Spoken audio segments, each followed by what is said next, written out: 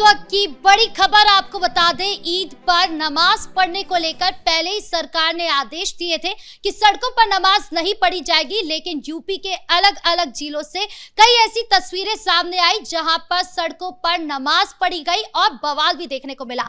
सबसे पहले आपको बता दें, अलीगढ़ से जो है वीडियो सामने आ रहा है जहां पर सड़कों पर नमाज पढ़ी गई, जिसके बाद बवाल हुआ। दूसरी तरफ आपको दिखा दें कि अलीगढ़ में पत्थरबाजी भी जमकर हुई, जिससे माहौल बिगड़ा। और इन सबके बीच जब रघुराज सिंह का बयान सामने आया तो उसके बाद बवाल जो है वो चरम सीमा पर पहुंच गया। तो क्या कुछ बोला रघुराज सिंह ने और क्या कुछ माहौल है अलीगढ़ का, बताएंगे आपको। मेरे साथ मौजूद है मेरे सहयोगी हर्षी। सर, सबसे पहले शुरू करें, अलीगढ़ में जिस तरीके से सड़क पर नमाज पढ़ने के लिए मना किया गया था, लेकिन उसके बाद भी नमाज पढ़ी गई, उससे क्या बवाल मचा? देखिए, बवाल जानबूझकर मचाने की कोशिश की गई है। जब प्रशासन की तरफ से खास तौर पर यह कहा गया था कि सड़कों पर नमाज नहीं पढ़नी है, आप जाइए मस्जिद में नमाज पढ़ने से आपको किसने रोका है, आप जाइए घरों में नमाज पढ़ने से आपको किसने रोका है, लेकिन जानबूझकर बवालियों ने बवाल काटने की कोशिश की। क्योंकि देखिए, संभल में ऐसा नहीं हुआ, बरेली में ऐसा नहीं हुआ, तो अलीगढ़ में ऐसा हो गया, क्योंकि अलीगढ़ में कट्टरपंथियों ने पहले से ही प्लान बना रखा था। हालांकि पुलिस की तरफ से कहा गया है कि ऐसे कुछ नहीं हुआ, 2 व्यक्ति थे जिन्होंने सड़क पर नमाज पढ़ी थी, उसके खिलाफ तगड़ी कार्रवाई हुई है। लेकिन जो वीडियो सामने आ रहा है उसमें 2 नहीं, उसमें तकरीबन 10 से 12 लोग नजर आ रहे हैं और ये संख्या शाम आते आते 40 से 50 तक हो जाती है। हालांकि इस वीडियो की भी जांच पड़ताल हो रही है, ये वीडियो कितना सच्चा है कितना झूठा है उसको लेकर भी जांच पड़ताल की जा रही है। लेकिन वाकई ये जो घटना हुई है वो निंदनीय है, क्योंकि जब सरकार आपसे अपील कर रही है, जब पुलिस प्रशासन आपसे अपील कर रहा है कि आप सड़कों पर नमाज मत पढ़िए, तो ये तो आप जानबूझकर गदर काटने की कोशिश कर रहे हैं। और ये गदर संभल में आपका नहीं चल पाया, बरेली में नहीं चल पाया, तो आपने अलीगढ़ में गदर काटने की कोशिश की। और देखिए अलीगढ़ में कैसे गदर काटा गया। हमने देखा है कि जो पुलिस प्रशासन पूरी तरीके से वहां तैनात था, क्योंकि हर मस्जिदों पे 4 से 6 पुलिसकर्मी की तैनाती जरूर थी। लेकिन जैसे ही वहां पर पुलिसकर्मी की नजर हटी, दरअसल लंच का टाइम था, क्योंकि देखिए 2 बजे के आसपास की अगर बात करें तो नमाज होती है। हालांकि पुलिस प्रशासन की मौजूदगी वहां पर थी, लेकिन जो 2 पुलिसकर्मी वहां मस्जिद पर तैनात थे वो सिर्फ 5 मिनट के लिए इधर उधर गए और उसमें उन्होंने नमाज पढ़ी सड़क पर और अपनी वीडियो बना ली। यानी 2 सेकंड के अंदर, 3 सेकंड के अंदर ये काम कर दिया गया पुलिस प्रशासन को चुनौती देने के लिए, सरकार को चुनौती देने के लिए। और उसके बाद हमने देखा है कि यह कार्रवाई हुई है, जब 2 व्यक्तियों पर तगड़ी कार्रवाई हुई, लेकिन जो तमाम व्यक्ति है अज्ञात लोगों के खिलाफ भी कार्रवाई की बात कही जा रही है, क्योंकि पुलिस अभी इस पे स्पष्ट तौर पर नहीं बोल रही। क्योंकि देखिए, प्रशासन के लिए एक बड़ी चुनौती थी और कहीं भी ईद के मौके पर कोई दंगा, कोई छिटपुट घटना हमने नहीं देखी है। यहां तक कि सड़क पर नमाज की तस्वीर भी नहीं आई। इतना बड़ा इलाका लखनऊ, जहां उत्तर प्रदेश की राजधानी है, वहां से भी कोई भी तस्वीर सामने नहीं आ पाई। लेकिन अलीगढ़ की बात करें तो अलीगढ़ में कुछ कट्टरपंथियों ने जानबूझ के 2 से 3 सेकंड के अंदर ये घटना कर दी और इसे सोशल मीडिया पर बाकायदा वायरल कर दिया और पुलिस प्रशासन को चुनौती दे दी कि देखिए संभल का सीओ क्या कह रहा था, देखिए पुलिस प्रशासन क्या कह रही थी, लेकिन हम तो ऐसा कट्टरपंथ फैलाएंगे। अब इसी को लेकर जो बयान सामने आया है रघुराज सिंह का, वो ये है कि हम पाकिस्तान के अंदर इनको भेज दें अगर ये पाकिस्तान जाना चाहते हैं तो। खैर, उस पर हम बाद में बात करेंगे, लेकिन अभी अलीगढ़ पर ही रहते हैं, क्योंकि 2 चीज और पॉइंट है उसको हम बताने की कोशिश करेंगे।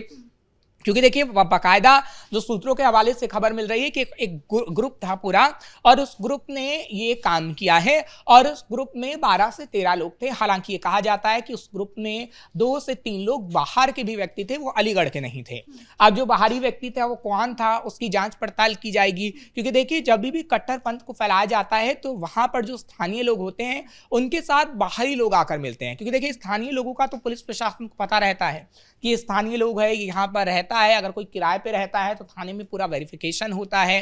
तो ये जो वारदात करी जाती है, जो घटना को अंजाम दिया जाता है, ये बाहर से लोगों को बुलाया जाता है। एग्जाम्पल देख लीजिए आप, तौकीर रजा का जो वाकया हुआ था बरेली के अंदर, तौकीर रजा ने खास तौर पर बाहर से लोगों को बुलाया था और 350 मस्जिदों से पत्थरबाजी करने की पूरी तैयारी की थी। तो एक पैटर्न चलता है, एक पूरी साजिश होती है जो मिलकर रची जाती है और बाहरी लोगों के लिए खास तौर पर बुलाया जाता है ताकि ये वारदात को अंजाम देकर बाहर भाग जाएं और फिर पुलिस की गिरफ्त में ना आए। सर, लेकिन सरकार के आदेश का उल्लंघन करने का क्या नतीजा होता है, वो भी तो हम देख रहे हैं कि किस तरीके से पत्थरबाजी हुई हुई है, किस तरीके से माहौल बिगड़ा है, और ये किसी ने नहीं, उन कट्टरपंथियों, उन उत्पादियों ने किया है, जिससे अब माहौल ज्यादा बिगड़ गया है। देखिए, माहौल बिगड़ा था, लेकिन उसे संभाल लिया गया और ये माहौल ज्यादा देर नहीं बिगड़ा क्योंकि पुलिस प्रशासन पूरी तरीके से मुस्तैद थी।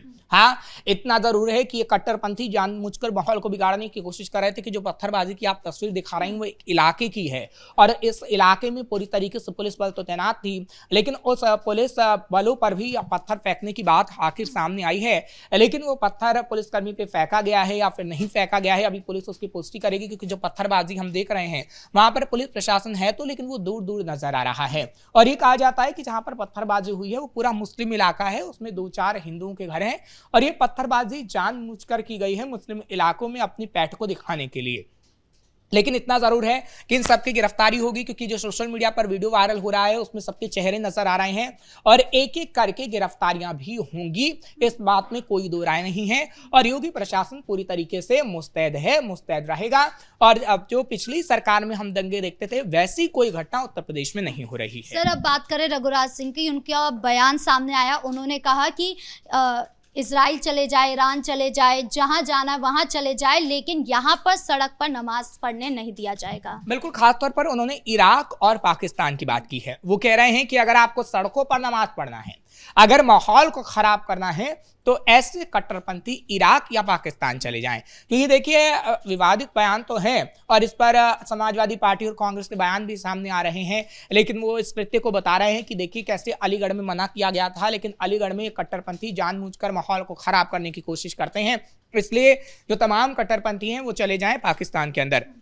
अभी देखिए, ये बयान इसलिए आया क्योंकि कल ही हमने देखा था कि एटीएस ने एक मौलाना को पकड़ा जो देवबंद में तकरीर दे रहा था और छात्राओं को जिहादी ट्रेनिंग देने की बात कर रहा था। हालांकि उससे पूछताछ की गई, उसकी गिरफ्तारी हुई, उसके बाद उसे छोड़ दिया गया है और अब उसकी गिरफ्तारी आगे आने वाले समय में होती है या नहीं होती है, इस पर भी मीडिया ने जब सवाल पूछा तब उनकी तरफ से ये रिएक्शन आया है। उस जिहादी मौलाना को लेकर सवाल किया गया था और अलीगढ़ को लेकर सवाल किया गया था, तो उनकी तरफ से यह कहा गया कि जब इन मौलानाओं को आतंकवादी पसंद आते हैं, हिजबुल्लाह जैसे लोग पसंद आते हैं, पाकिस्तान पसंद आता है, तो पाकिस्तान क्यों नहीं चले जाते हैं। और उन्होंने तमाम कट्टरपंथियों को कहा कि ये तमाम जो कट्टरपंथी हैं जो उत्तर प्रदेश में कट्टरपंथ फैलाते हैं, तो उनको पाकिस्तान या इराक चले जाना चाहिए, भारत में नहीं रहना चाहिए। रघुराज सिंह ने यह भी कहा कि मैं खुद भी विदेश गया हूं, मैंने कभी नहीं देखा कि सड़कों पर नमाज पढ़ी जाती हो। ये सिर्फ भारत में ही हो रहा है, जहां पर खाली जगह होने के बाद भी, अपने घर में जगह होने के बाद भी ये लोग सड़कों पर नमाज पढ़ना शुरू कर देते हैं। देखिए, उनकी बात कहीं ना कहीं सही है, क्योंकि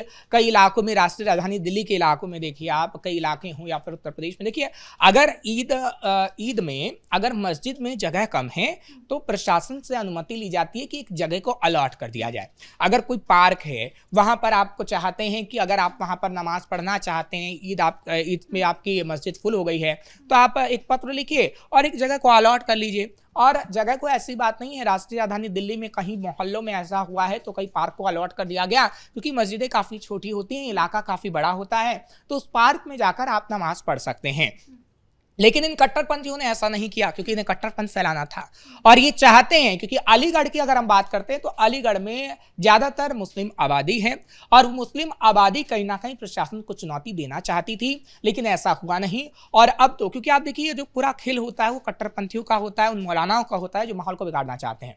धर्मांतरण कानून जब हमने देखा था उसकी बात चली और जो उत्तर प्रदेश में तेजी से धर्मांतरण हुआ, उसमें किस तरीके से 1500 मौलानाओं की लिस्ट सामने आई थी कि कैसे 1500 जिहादी मौलाना उत्तर प्रदेश के माहौल को खराब करने की कोशिश कर रहे हैं। और अलीगढ़ में भी एक खबर सामने आई है कि ऐसी तस्वीर पेश करने के लिए अलीगढ़ में कम से कम 5 से 6 मौलानाओं की एक मीटिंग हुई थी कि कैसे ईद के दिन माहौल को बिगाड़ना है, प्रशासन को चुनौती देनी है। तो अब उन मौलानाओं पर डंडे तो बरसेंगे, क्योंकि योगी आदित्यनाथ की प्रशासन ने पहले ही सख्त चेतावनी दे दी थी कि अगर आप ऐसे कृत्य करेंगे तो आप जेल जाएंगे। लेकिन सवाल ये उठता है कि आखिर ऐसे और कितने मौलाना उत्पन्न होंगे, क्योंकि देखिए कई मौलाना ऐसे उत्तर प्रदेश में उत्पन्न हो रहे हैं और आपको कहीं ना कहीं इसके पीछे की कड़ियों को देखना होगा, क्योंकि जब ऐसे मौलाना पैदा होते हैं तो कहीं ना कहीं चुनावी मौसम हो रहा होता है और 2027 में चुनाव है और इसलिए ये मौलाना उत्पन्न हो रहे हैं। अब इसमें विपक्षी पार्टी का हाथ है या कि कौन सा कनेक्शन है वो सबको समझ में आता है, क्योंकि जब ऐसे मौलाना तकरीरें करते हैं, आतंकवादियों की बात करते हैं और बात बात करते हैं जिहाद की, तो कहीं ना कहीं लगता है कि चुनाव नजदीक है और विपक्षी पार्टियों का साथ इनको जरूर मिल रहा है। जी, इस मुद्दे पर ज्यादा जानकारियों के लिए आपका बहुत बहुत धन्यवाद। तो कुल मिलाकर योगी सरकार के नियमों के बाद भी ईद पर सड़कों पर नमाज पढ़ी गई, जिसके बाद अब ये बवाल देखने के लिए मिल रहा है। चाहे बात अलीगढ़ की हो या अलग अलग जिलों की, वहां पर इसी तरीके से पत्थरबाजी भी हुई और अलग अलग तरीके से बवाल भी हुआ, जिसके बाद अब सवाल ये उठ रहा है कि आखिर इन उत्पादियों पर क्या एक्शन होने वाला है। ब्रेकिंग न्यूज में इतना ही। कैमरा पर्सन कुणाल के साथ मैं राधिका राज।